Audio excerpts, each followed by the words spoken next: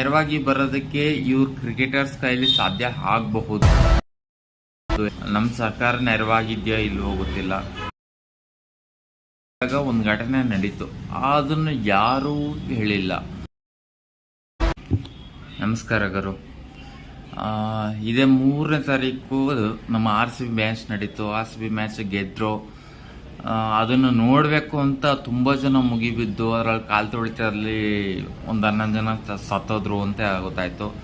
ಆ 11 ಜನ ಏನು ಸತ್ತೋದ್ರು ಅವ್ರ ಕುಟುಂಬಕ್ಕೆ ನೆರವಾಗಿ ನಿಂತ್ಕೊಳ್ಳೋಕ್ಕೆ ಯಾರೂ ಬರಲಿಲ್ಲ ಅನ್ಕೊತೀನಿ.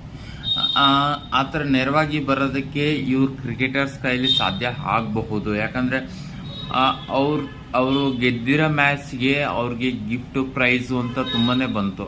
ಸೊ ಅವ್ರು ನೆರವಾಗಬಹುದು ಅಂತ ಅನ್ಕೊತೀನಿ. ನಮ್ಮ ಸರ್ಕಾರ ನೆರವಾಗಿದ್ಯಾ ಇಲ್ವೋ ಗೊತ್ತಿಲ್ಲ, ಬಟ್ ಈ ಕ್ರಿಕೆಟರ್ಸ್ ನೆರವಾಗಬಹುದು.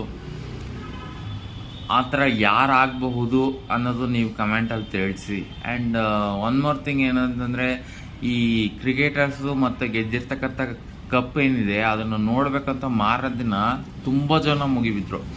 ಅಷ್ಟು ಜನ ಮುಗಿಬಿದ್ದಾಗ ಒಂದು ಘಟನೆ ನಡೀತು, ಅದನ್ನು ಯಾರೂ ಹೇಳಿಲ್ಲ, ಅದು ಯಾರಿಗೂ ಗೊತ್ತಾಗಿಲ್ಲ. ಸೊ ನಾನು ಹೇಳೋದಕ್ಕಿಂತ ಆ ವಿಡಿಯೋ ನಿಮಗೆ ತೋರಿಸ್ತೀನಿ. ಆ ಲಾಸ್ಟಲ್ಲಿ ಬರ್ತಕ್ಕಂಥ ವ್ಯಕ್ತಿ ಯಾರು ಅನ್ನೋದನ್ನ ನೀವೇ ಕಮೆಂಟ್ ಬಾಕ್ಸಲ್ಲಿ ಹೇಳಿ.